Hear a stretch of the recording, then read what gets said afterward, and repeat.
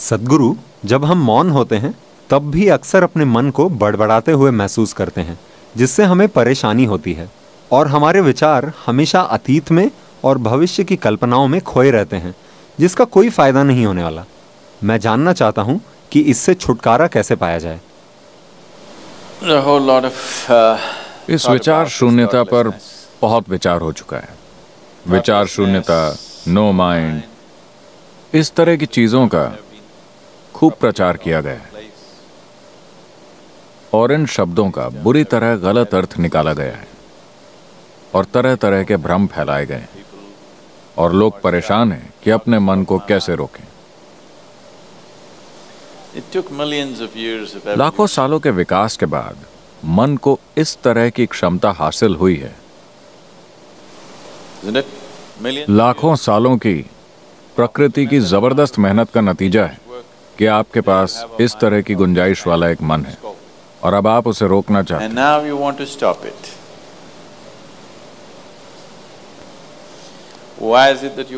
आप उसे क्यों रोकना चाहते हैं? अगर आपका मन आपके लिए लगातार बिल्कुल ही खुशनुमा चीजें पैदा करता, तो क्या आप इसे रोकने के बारे में सोचते? क्या आप सोचते? नहीं। वो बहुत सी दुख भरी चीजें पैदा कर रहा है, इसीलिए आप उसे रोकने के बारे में सोच रहे हैं।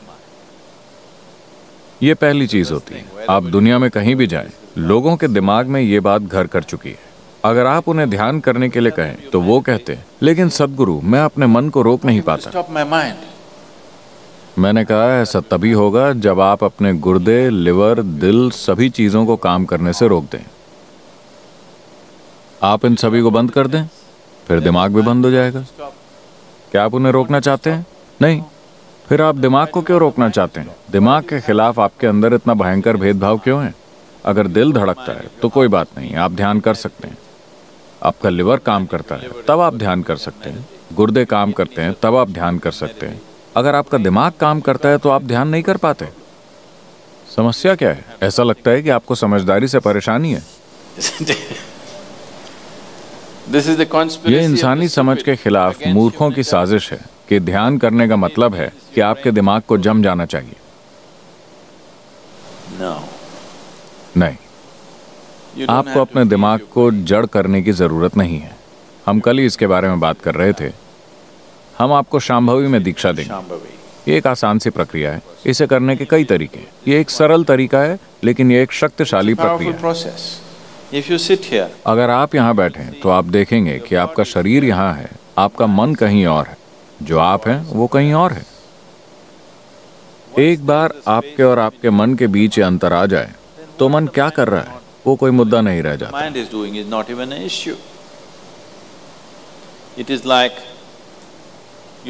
मान लीजिए कि आप ट्रैफिक जैम में फंसे।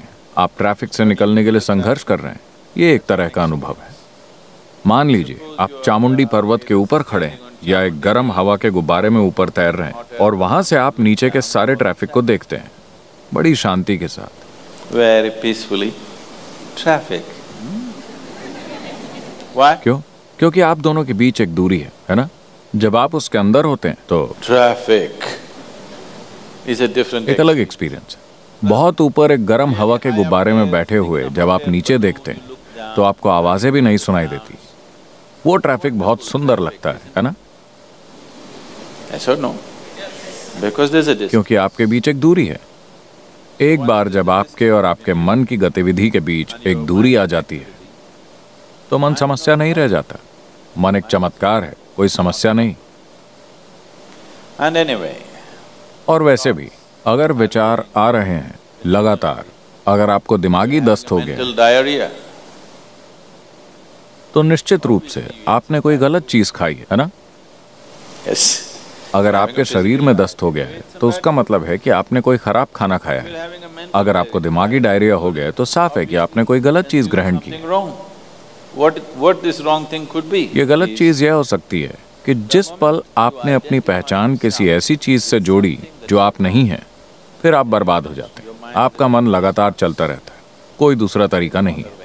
आप जो चाहें करें, कितनी भी कोशिश करें, ये रुकने वाला नहीं है। It is not going to stop.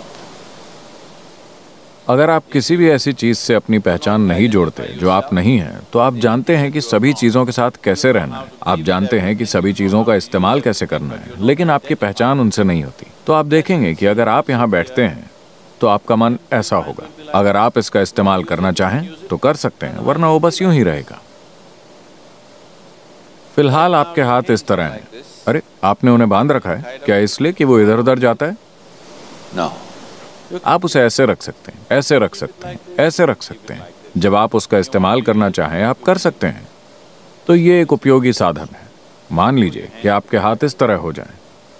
कुछ लोग इस तरह हो गए हैं, है ना? Yes or no?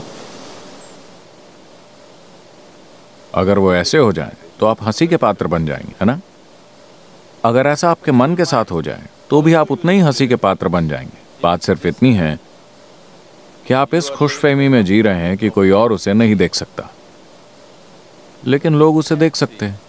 अगर वो करीब से आपको देखें तो वो देख सकते हैं। Isn't it? And whether they can see it, और लोग उसे देख सकते हैं या नहीं, मुद्दा ये नहीं है। मुद्दा ये है कि आपके जीवन की सबसे महत्वपूर्ण क्षमता बेकाबू हो गई। he's out of control. इससे फर्क नहीं पड़ता कि लोग उसे देख सकते हैं या नहीं, ये कोई मुद्दा नहीं है। मुद्दा ये है कि आपके जीवन की सबसे महत्वपूर्ण क्षमता काबू से बाहर है, जो हर समय अपनी बेकार की बकवास कर रहा है। वो नहीं कर रहा जो आप उससे करवाना चाहते हैं। So if you have to be अगर आपको इस बीमारी से मुक्ति चाहिए तो आपको खराब खाना बंद करना होगा। गलत खाने या खराब खाने का मतलब है कि आप अपनी पहचान ऐसी चीजों से जोड़ रहे हैं जो आप नहीं हैं। if you sit अगर आप यहाँ बैठते हैं और आपकी पहचान इससे और इससे जुड़ी हुई नहीं है, तो आप देखेंगे कि सब कुछ बढ़िया है। फिर आपका मन वो करेगा जो आप चाहते हैं, वरना वो बस यहाँ लटका रहेगा। और इसे ऐसे ही होना चाहिए। mind should मन को हर समय अपनी ही कहानियां नहीं सुनानी चाहिए। उसे वो कहानी सुनानी चाहिए जो आप चाहते हैं कि वो सुनाए, है ना? वरना वो एक बहुत बड़ी बाधा है। it's quite a nuisance.